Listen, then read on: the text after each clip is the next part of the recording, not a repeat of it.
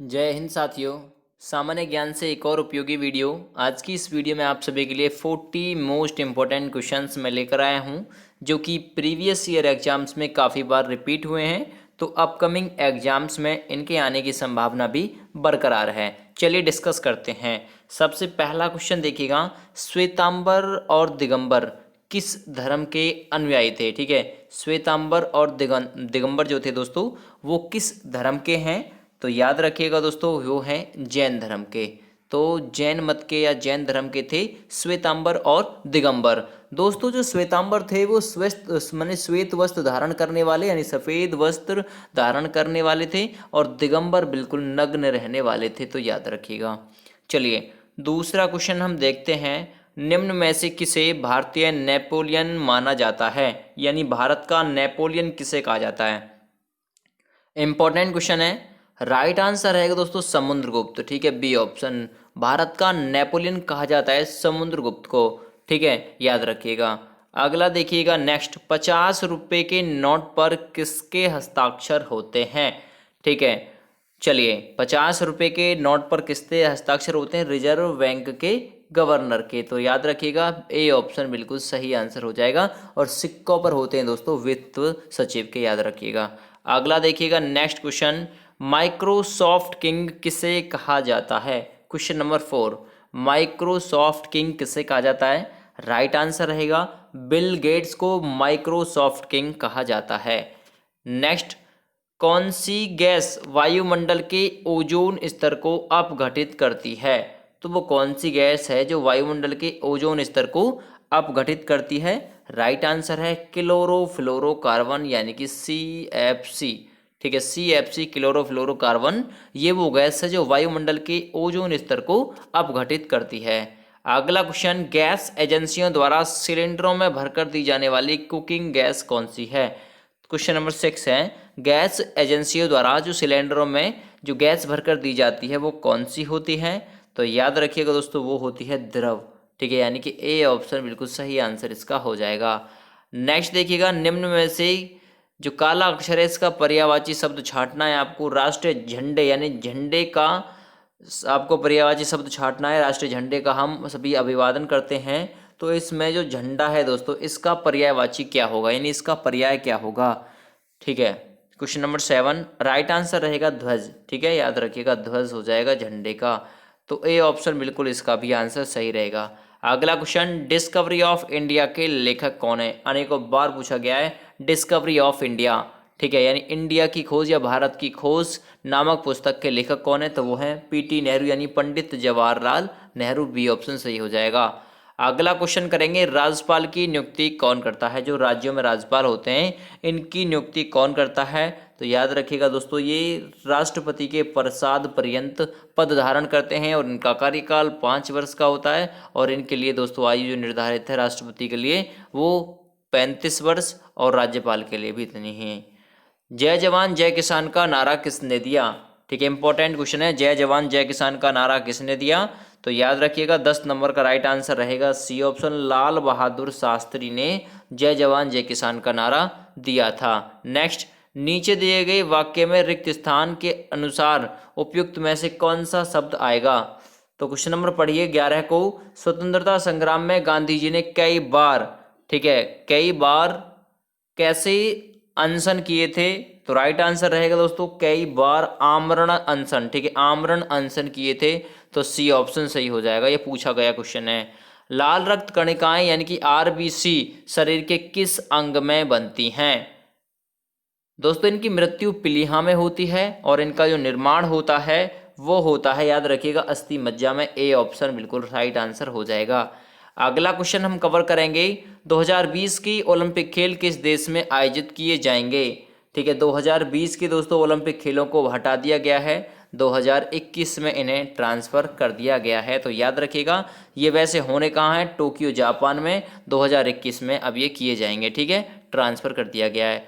द्रोणाचार्य पुरस्कार किस क्षेत्र में प्रदान किया जाता है? ठीक है, द्रोणाचार्य पुरस्कार किस क्षेत्र में पुरस्कार जो है प्रदान किया जाता है? दोस्तों ये कोच वगैरह को दिया जाता है खेल प्रशिक्षण के लिए।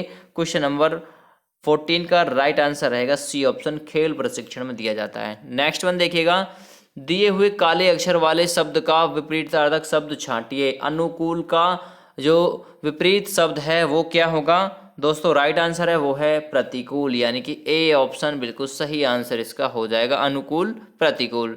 तो 15 नंबर का right answer A option. Next one देखिएगा अगला, साइना नेहवाल का नाम किस खेल से जुड़ा हुआ है?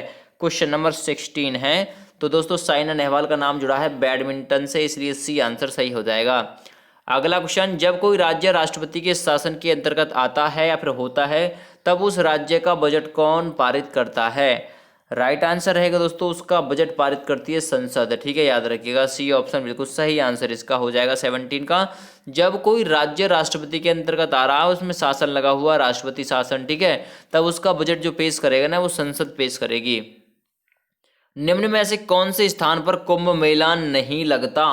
ठीक है, कहाँ पर नहीं लगता बताइए। तो 18 नंबर का यदि आपने चुना है वाराणसी को, डी ऑप्शन तो बिल्कुल सही है। इलाहाबाद में भी लगता है, उज्जैन में भी और हरिद्वार में भी, सभी जगह लगता है, लेकिन वाराणसी में नहीं लगता। नेक्स्ट वन, कथकली निम्न में से कौन से राज्य का शास्त्रीय नृत्य है? ठीक है, तो याद रखिएगा दोस्तों केरल का शास्त्रीय नृत्य है कथकली, ठीक है, तो ए ऑप्शन बिल्कुल सही आंसर इसका हो जाएगा। नेक्स्ट वन देखिएगा, हमारे शरीर में पित्तरस यानी बाइल कहाँ पर पैदा होता है? हमारे शरीर में पित्तरस या बाइल कहाँ पर पैदा होता है? तो याद रखिएगा दोस्तों राइट आंसर रहेगा इसका यकृत में, ए ऑप्शन बिल्कुल सही आंसर इसका हो जाएगा। नेक्स्ट वन अगला क्वेश्चन, वायुमंडल में ऑक्सीजन की मात्रा कितने प्रतिशत है? तो 20 पॉइंट लगभग 78 के समथिंग में है, कुछ ऐसा ही, तो एप्रोक्स में माना गया है कि 21% है, ठीक है, तो राइट आंसर है बी ऑप्शन 20.75 या कुछ ऐसे करके ये। आर्यभट्ट एक प्रसिद्ध था, तो आर्यभट्ट दोस्तों एक क्या था? एक खगोलवेता था, इसलिए सी आंसर इसका बिल्कुल सही आंसर हो जाएगा, पूछा गया क्वेश्चन है। निम्न में से जो नीचे दोस्तों मुहावरा दिया गया है, इस मुहावरे का सही आपको चयन करना है। आखिरी एक दिन अत्याचार का भी अंत होता है और अत्याचारी अपने दुष्कर्मों के लिए स्वयं 23 नंबर क्वेश्चन सिर घुनता है, ठीक है, सिर घुनता है, तो ए ऑप्शन सही आंसर हो जाएगा। अगला क्वेश्चन, क्वेश्चन नंबर 24, भारत का कौन सा प्रदेश रबर का सबसे ज्यादा उत्पादन करता है? क्वेश्चन नंबर 24 है, सबसे ज्यादा कौन सा प्रदेश उत्पादित करता है? तो राइट आंसर दोस्तों केरल रबर का सबसे ज्यादा उत्पादन करता है, सी ऑप्शन सही है। अगला क्वेश्चन, निम्न में से कौन सी भाषा उत्तर प्रदेश की दूसरी राज्य भाषा है? देखिए पहली हो गई हिंदी, ठीक है, और दूसरी कौन सी होगी? उर्दू, तो सी ऑप्शन बिल्कुल इसका सही आंसर हो जाएगा 25 नंबर का। अगला देखिएगा नेक्स्ट है क्वेश्चन नंबर आपके लिए 26 ऊपर चला गया भाई, 26 है, ब्रिटेन की मुद्रा का क्या नाम है? ब्रिटेन में कौन सी मुद्रा चलती है? राइट आंसर है ब्रिटेन में दोस्तों पौंड मुद्रा चलती है, बी ऑप्शन सही आंसर हो जाएगा। नेक्स्ट देखिएगा अगला क्वेश्चन, निम्न में से कौन सा राज्य उत्तर प्रदेश की सीमावर्ती राज्य में स्थित है? ठीक है, कौन सा राज्य उत्तर प्रदेश का सीमावर्ती राज्य है? तो किससे सीमा लगती है भाई? तो आप लोगों ने देखा होगा उत्तर प्रदेश की जो सीमा लगती है राजस्थान से लगती है, इसलिए ए ऑप्शन बिल्कुल सही आंसर हो जाएगा। नेक्स्ट वन, रुपए की तुलना में किस विदेशी मुद्रा का अधिक मूल्य है? ठीक है, किस विदेशी मुद्रा का अधिक मूल्य है? तो 28 नंबर का राइट आंसर हो जाएगा ब्रिटिश पौंड, डी ऑप्शन बिल्कुल इसका सही आंसर हो जाएगा, ठीक है। नेक्स्ट देखिएगा, भारत में कितने वर्ष के अंतराल के बाद जनगणना की जाती है? तो भारत में दोस्तों 10 वर्ष के अंतराल के बाद में जनगणना की जाती है। 2011 में हुई थी, अब 2021 में प्रस्तावित थी, लेकिन कोरोना की वजह से हट गई है अभी कुछ दिन पीछे। नीचे दिए गए काले अक्षर वाले शब्द का अनेकार्थी शब्द लिखिए। आजकल के घरों में एक सुसज्जित कक्ष अवश्य होता है, ठीक है। तो सुसज्जित कक्ष का मतलब दोस्तों क्या हो गया? इसका अनेकार्थी शब्द क्या है? वो है बैठक, ठीक है। यानी कि बैठक आजकल के घरों में दोस्तों कॉमन सी चीज़ है, होना जरूरी है। नेक्स्ट, भारत का प्रधानमंत्री बनने के लिए न्यूनतम यानी कम से कम कितनी आयु आपके पास में होनी चाहिए? 31 नंबर क्वेश्चन है। चलिए राइट आंसर दोस्तों इसके लिए हो जाएगा 25 वर्ष। भारत के प्रधानमंत्री बनने के लिए कम से कम आयु है और 5 वर्ष का कार्यकाल होता है। बहुचर्चित पुस्तक सैनेटिक वर्सेस का लेखक कौन है? ठीक है, सैनेटिक वर्सेस का लेखक कौन है? तो उसका लेखक है दोस्तों सलमान रुश्दी, यानी कि ए ऑप्शन बिल्कुल सही आंसर इसका हो जाएगा। रिपीटेड क्वेश्चन है। अगला, पानीपत का तृतीय युद्ध किन किन के बीच हुआ था? 1761 में हुआ था, पहला 1526 में, ठीक है, दूसरा 1556 में और तीसरा 1761 में। तो ये किस किस के बीच हुआ था? याद रखिएगा दोस्तों, ये अहमद शाह अब्दाली और मराठों के बीच हुआ था। अगला क्वेश्चन, रेफ्रिजरेटर में कौन सा मतलब कौन सी जो गैस है और उस द्रव का प्रयोग किया जाता है? 34 नंबर क्वेश्चन। चलिए राइट आंसर है दोस्तों वो है अमोनिया, ए ऑप्शन सही हो जाएगा। ठीक है, अगला क्वेश्चन, नागार्जुन सागर परियोजना किस नदी पर है? ठीक है, तो वो दोस्तों कृष्णा नदी पर है, सी ऑप्शन सही आंसर हो जाएगा। अगला क्वेश्चन हम कवर करेंगे, 16वें वार्षिक स्टार स्क्रीन पुरस्कार समारोह में सर्वश्रेष्ठ अभिनेत्री का सम्मान विद्या बालन को निम्न में से कौन सी फिल्म के लिए दिया गया?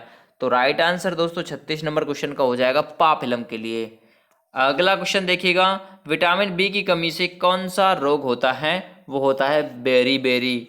नेक्स्ट वन देखिएगा, कौन सा रक्त वर्ग हर रक्त वर्ग वाले मनुष्य को दिया जा सकता है? तो वो है दोस्तों ओ रक्त वर्ग, यानी 38 नंबर का बी ऑप्शन सही रहेगा। ओ आप किसी को भी दे सकते हैं यदि आपका ब्लड ग्रुप है तो। यदि पृथ्वी का अक्ष झुका हुआ नहीं होता तो सूर्य की किरणें केवल लंबवत पड़ती, किस पर पड़ती? तो 39 नंबर का राइट आंसर है दोस्तों वो पड़ती भूमध्य रेखा पर। यदि पृथ्वी का अक्ष झुका हुआ ना होता तो सूर्य की किरणें केवल लंबवत पड़ती भूमध्य रेखा पर। और लास्ट क्वेश्चन, निम्नलिखित में से कौन सा ग्रह नहीं है? तो आपने देखा होगा दोस्तों सूर्य एक ग्रह नहीं है, सूर्य एक तारा है, इसलिए बी आंसर सही आंसर हो जाएगा। चलिए आंसर की दोस्तों आप सभी को नीचे प्रोवाइड की गई है, आंसर्स आप सभी को यहाँ पर देख लेने हैं यदि आपको ये पीडीएफ डाउनलोड करनी हो टेस्ट बनाना है तो। Thanks for watching, have a great day, please subscribe my YouTube channel.